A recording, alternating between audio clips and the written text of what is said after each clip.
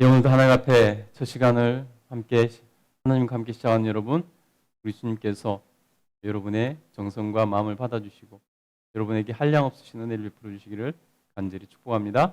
아멘. 오늘 고린도후서 3장 말씀은요, 고린도 교회가 일부 사람들이 사도 바울의 사도권에 대해서 의문을 표하고 그것을 거부하려고 하는 그러한 문제가 있었습니다. 그렇게 되면 뭐가 문제냐면은 사도 바울의 사도권이 없다면은 그의 가르침이 무용지물이 되는 거죠. 그가 가르칠 권한이 없고 그래서 그의 가르침이 힘을 잃게 되는 거죠. 사도 바울을 싫어하는 사람들, 그들은 그것을 공격하는 것보다 더 효과적인 방법이 없는 것이죠. 여러분, 세상에도 권력 투쟁을 하거나 이렇게 할 때도 보면은 메시지를 공격하다가 안 되면 메신저를 공격하라고 그런 이야기가 있잖아요. 그래서 정치권에서 수많은 사람들이 그것에 희생되는 그러한 모습들을 우리가 보지 않습니까? 그 사람의 메시지를 처음에는 공격하다가 그 사람이 하는 말을 그 정책을 공격하다가 안 되면은 그 사람의 흥결을 조사해서 그 사람의 흥결을 뒷조사해서 그 사람을 공격하잖아요. 그러면 자그만 이렇게 뭔가 더 드러나면은 그것을 집중적으로 공격해서 그 사람이 결국 옷을 벗게 만드는 그러한 일들이 흔하게 일어나지 않습니까? 오늘 고린도 교회에 마치 그런 일이 벌어진 것입니다. 사도 바울을 공격하는 자들이 사도 바울의 메시지를 가지고 공격할 수 없으니 사도 바울의 이 사도권을, 사도 바울 자체를 공격하는 것입니다. 그것에 대해서 일부에서 시작했지만은 만약에 그것이 점점 내버려둬서 점점 커져서 고린도 교회 전체에서 그것이 받아들여지거나 그냥 그것이 일반적인 것이 되어버린다면 복음에 큰 걸림돌이 되지 않겠습니까? 그래서 사도 바울은 그것을 내버려둘 수 없다 판단해서 오늘 지금 사도 바울의 이 사도권에 대해서 변론하고 있는 것을 볼 수 있습니다. 여러분, 사도 바울이 어떻게 말하는지 한번 볼까요? 우리 1절부터 한번 읽어보겠습니다. 시작. 우리가 다시 자천하기를 시작하겠느냐? 우리가 어찌 어떤 사람처럼 추천서를 너희에게 붙이거나 혹은 너희에게 받거나 할 필요가 있느냐? 너희는 우리의 편지라. 우리 마음에 썼고 무사람이 알고 읽는 바라. 여러분, 가장 확실한 사도 바울의 이 사도권에 대한 가장 확실한 그런 방어 수단은 아마 예수님의 12제자의 추천서를 받는 그것일 겁니다. 가장 확실한 방법은 확실한 자의 이 추천서 혹은 보증서 이것을 받아서 보여주는 게 가장 확실할 것입니다. 근데 여러분, 고린도 교회와 사도 바울의 관계는 어떤 관계냐면요, 사도 바울이 선교여행을 통해서 목숨 걸고 선교해서 세운 그러한 하나님의 교회라는 것입니다. 그러니 여러분, 사도 바울 입장에서 보면은 고린도 교회는 자기의 피나는 노력에 의해서 하나님의 은혜로 세워진 교회입니다. 그들은 사도 바울이 전한 복음을 들음으로 예수님을 믿게 된 그런 것입니다. 그러니 여러분, 사도 바울과 고린도 교회는 특별히 말이 필요 없는 그런 관계죠. 아마 사도 바울을 공격하는 사람들은, 사도권을 공격하는 사람들은 아마 사도 바울이 고린도 교회를 떠나고 나서 예수님을 믿었거나 뭐 이런 사람들일 것입니다. 그래서 말을 하는 것입니다. 내가 자천하기 시작하겠느냐? 너에게 새삼스럽게 추천서를 내밀 필요가 있느냐? 내가 누군가에게 추천서를 받아서 너에게 그 추천서를 보낼 필요가 있느냐? 나는 없다고 생각한다. 너희도 인정하지 않느냐? 너희가 어떻게 예수님을 믿게 되었느냐? 내가 전한 예수 그리스도를 너희가 믿어서 천국으로 가는 그 길에 있지 않느냐? 사도 바울은 그것을 말을 하는 것입니다. 내가 너희들에게 복음을 전하고 너희를 제자로 훈련시키고 너희를 훈련시켰는데 내가 너희들의 추천서를 받을 것이냐? 그렇게 말을 하고 있는 것입니다. 여러분, 그래서 사도 바울은 말합니다. 너희는 우리의 편지라. 너희 자체가 우리의 편지다. 너희의 모습 자체가, 너희 존재 자체가, 너희가 예수님을 믿는 것 자체가 우리의 추천서고, 우리의 보증서고, 우리의 편지다. 라고 사도 바울은 말을 하는 것입니다. 그래서 너희는 우리의 편지라. 우리 마음에 썼고 사람들이 알고 있는 바라. 너희들이 내 제자인 것을 다 알지 않느냐라고 말하고 있는 것입니다. 3절부터 한번 읽어보겠습니다. 너희는 우리로 말미암아 나타난 그리스도의 편지이니 이는 목으로 쓴 것이 아니요 오직 살아계신 하나님의 영으로 쓴 것이며 또 돌판에 쓴 것이 아니요 오직 육의 마음판에 쓴 것이라. 예. 십계명 돌판과 비교해서 이렇게 말을 하고 있습니다. 너희는 우리로 말미암아 나타난 그리스도의 편지라. 그리스도께서 쓰신 편지라는 것입니다. 너희는 그리스도께서 쓰신 편지다. 이것은 목으로 쓴 것이나 또 돌판에 쓴 것이 아니라는 것입니다. 이것은 살아계신 하나님의 영으로 쓴 것이라. 너희들이 예수님을 믿고 구원받은 것은 성령님의 역사로 하신 것이다.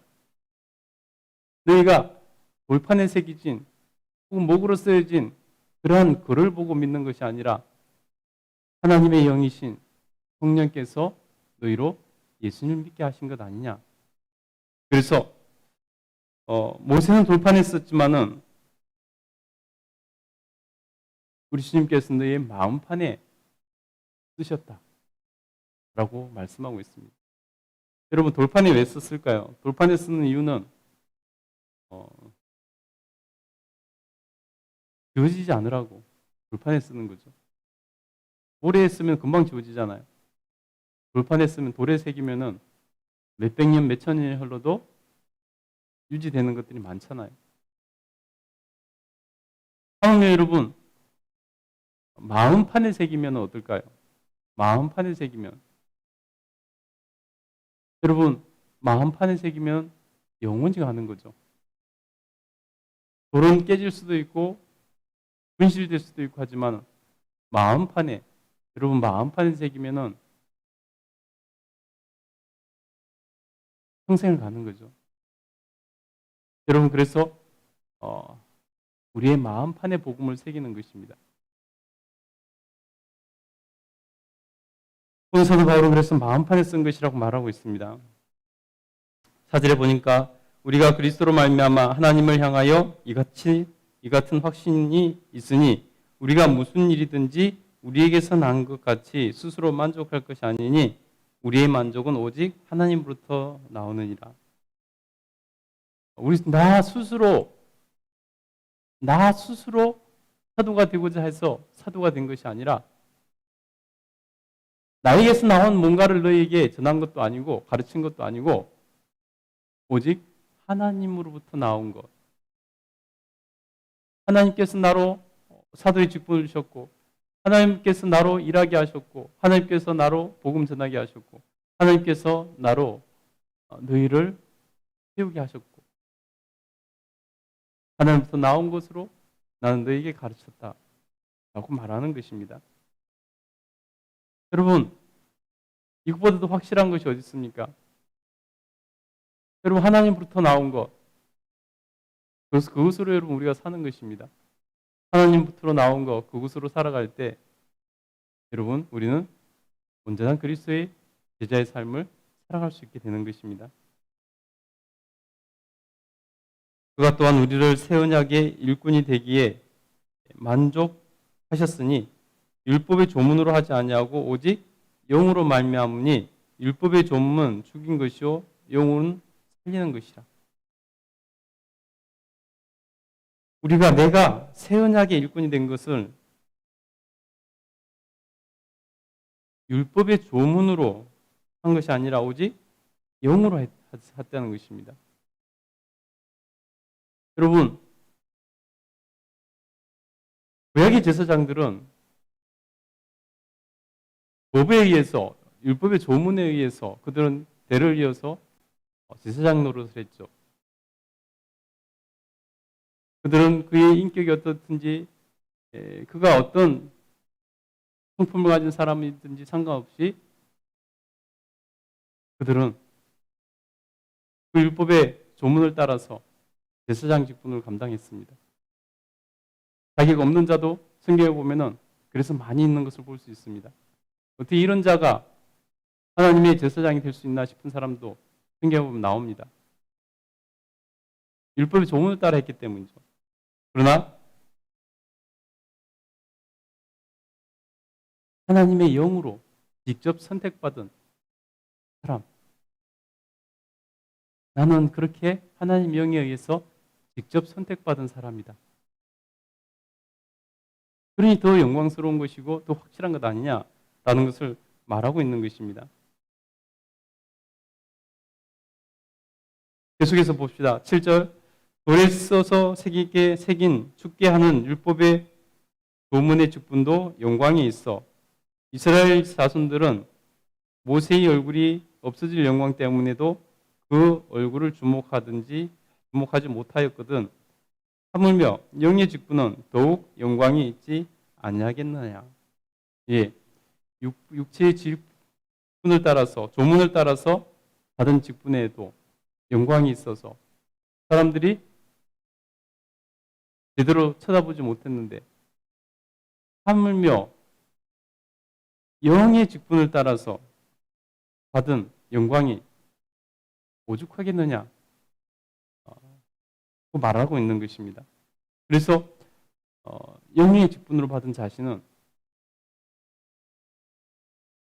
훨씬 더 영광스럽게 생각한다라고 말을 하고 있는 것입니다.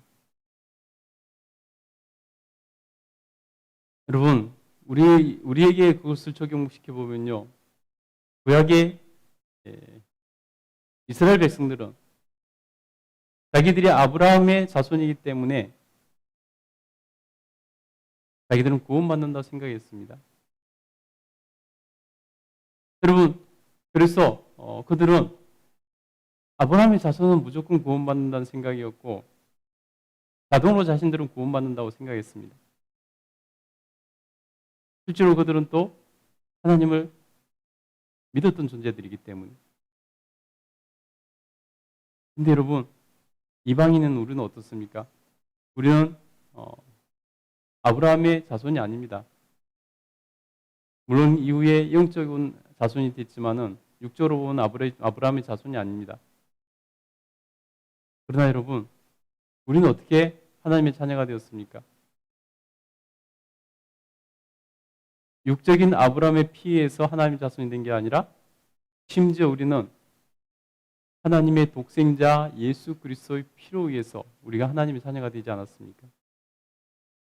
그러면 여러분, 우리가 훨씬 더 영광스러운 거죠. 아브라함의 피로 하나님의 자녀가 된 자가 영광스럽겠습니까?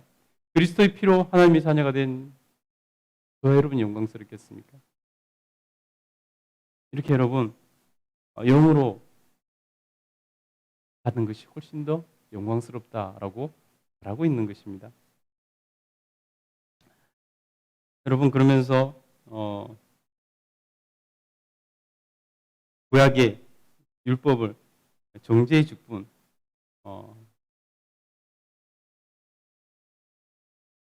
이렇게까지 이렇게 사도 바울은 말을 합니다.